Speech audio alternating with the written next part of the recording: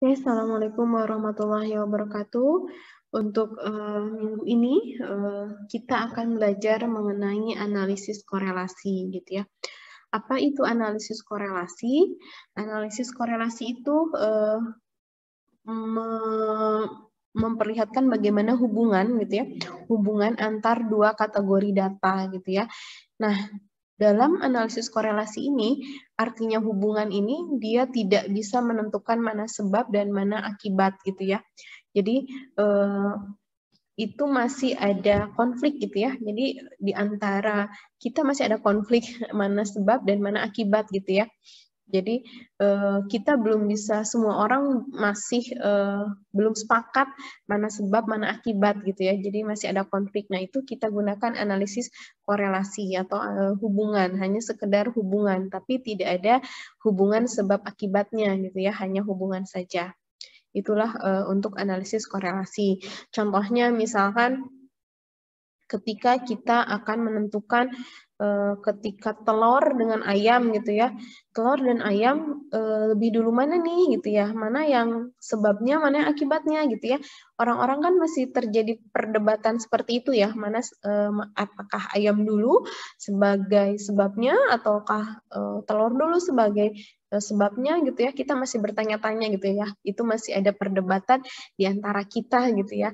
Jadi semua orang belum sepakat gitu ya, mana sebab mana akibat gitu ya untuk antara telur dengan ayam gitu ya.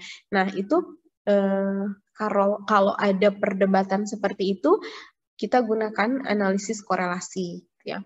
Karena belum ada kesepakatan mana sebab dan mana akibat gitu ya. Jadi kita belum bisa menentukan nih mana sebab mana akibat gitu ya. Sehingga kita gunakan analisis korelasi. Jadi kalau korelasi hanya sekedar hubungan saja gitu ya. Nah, di dalam analisis korelasi menggunakan software JMP ini ada kategori data yang harus digunakan gitu ya. Datanya harus berupa angka gitu ya. Jadi untuk sumbu X dan sumbu Y-nya harus datanya berupa angka gitu ya. Dua-duanya harus berupa angka gitu ya. Nah, di dalam analisis korelasi ini ada parameter yang harus kita perhatikan ketika sudah membuat analisis korelasi gitu ya. Apa saja yang perlu diperhatikan? Untuk analisis korelasi ini yang perlu diperhatikan adalah parameter R atau koefisien korelasi ya.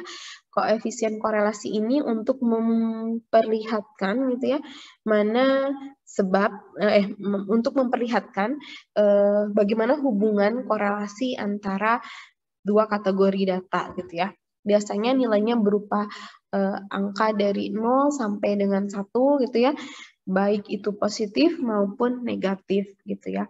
Nah, dan di sini pun ada beberapa kategori angka berdasarkan tingkat korelasinya gitu ya.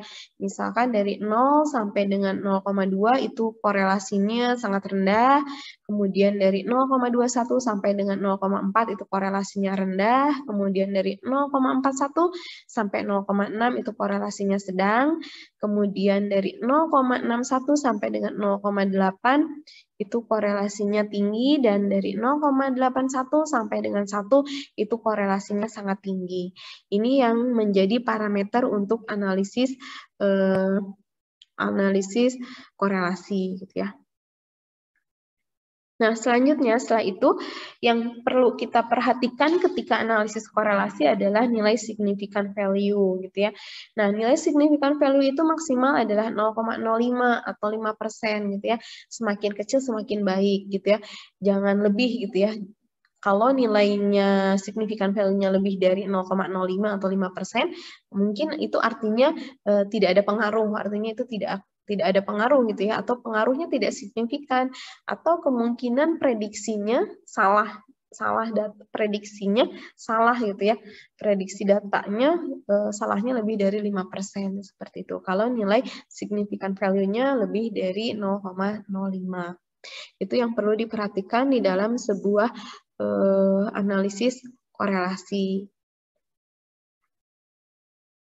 Selanjutnya, untuk melihat bagaimana tutorial membuat analisis korelasi, kita mulai saja dengan membuat analisis korelasi di analisis korelasi di file JMP.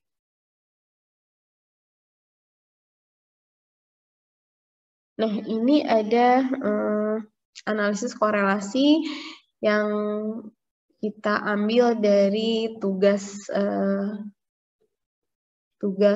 dasar-dasar penelitian di semester 1 ini ya, di semester ganjil ini ya, dari kelompok hustle culture. Jadi ada penelitian mahasiswa ingin melihat bagaimana tingkat stres atau lelah dari mahasiswa arsitektur, apakah mereka memiliki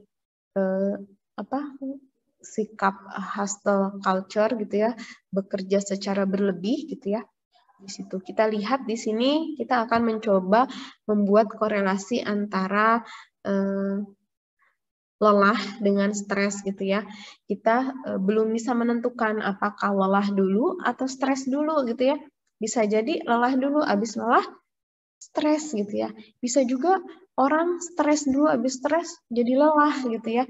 Nah, itu ada konflik gitu ya, belum sepakat semuanya. Jadi kita gunakan analisis korelasi gitu ya untuk melihat hubungan kategori lelah dengan kategori stres gitu ya. Kita akan coba caranya analyze, kemudian fit Y by X, kemudian stres di X faktor, kemudian lebih mudah lelah di Y respon, kemudian oke. Nah, seperti ini munculnya titik-titiknya. Kemudian kita masuk ke non-polar density gitu ya. Nah, non-polar density di sini kita bisa lihat gitu ya.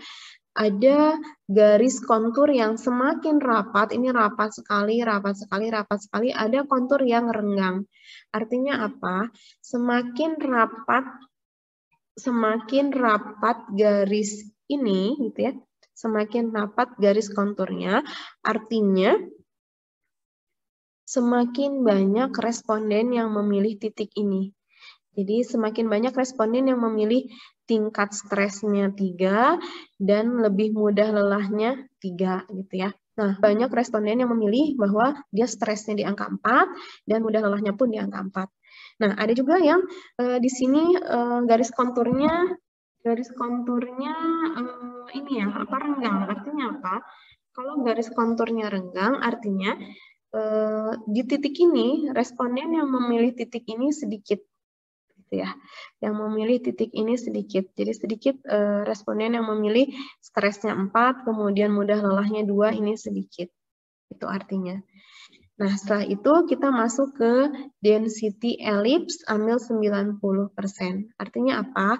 Artinya data sebesar 90% ini dinaungi oleh elips gitu ya. Jadi elips ini menaungi data sebesar 90% gitu ya. Nah, di sini kita bisa lihat analisis korelasinya. Nah, korelasinya 0,26. Artinya rendah gitu ya. Korelasinya rendah karena dia ada di angka 0,26. Nah, signifikan value-nya dia cukup signifikan gitu ya. Datanya diprediksi betul gitu ya. Karena nilainya kurang dari 0,05 seperti itu. Ya, jadi mungkin untuk mahasiswa arsitektur gitu ya, tidak ada korelasinya atau korelasinya rendah gitu ya. Korelasinya rendah. Bisa jadi dia stres tapi nggak lelah gitu ya. Bisa jadi dia lelah tapi nggak stres gitu. Nah, itu untuk membaca analisis korelasi ini. Nah, di sini pun saya sudah menyiapkan data lainnya gitu ya. Untuk contohnya di sini ada peningkatan, ini data yang diambil dari penelitian MBKM mahasiswa arsitektur juga gitu ya. Kita mau melihat apakah ada hubungan antara hard skill dan soft skill. Nah, di sini kita menggunakan analisis korelasi untuk hard skill dan soft skill. Kenapa? Karena di sini juga masih terjadi perdebatan ya, apakah hard skill duluan yang menjadi sebab, ataukah soft skill duluan yang menjadi sebab gitu ya.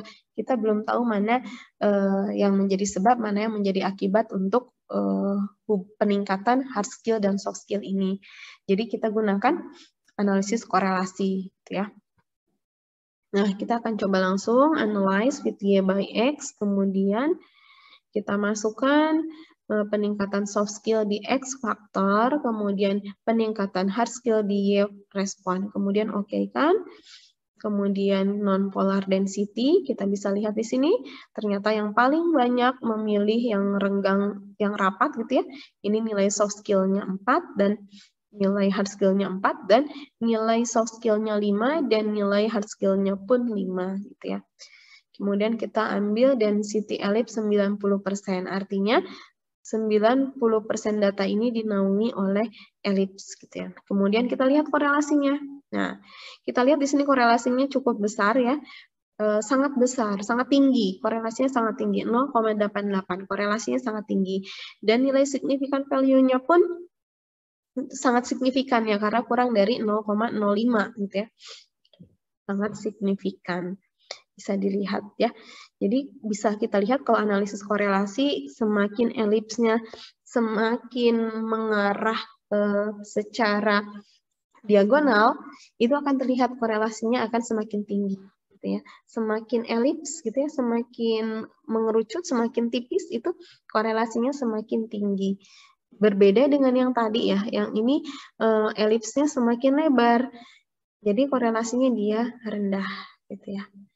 Mungkin itu saja untuk analisis korelasi yang bisa saya sampaikan. Selanjutnya kita akan lanjut ke analisis regresi.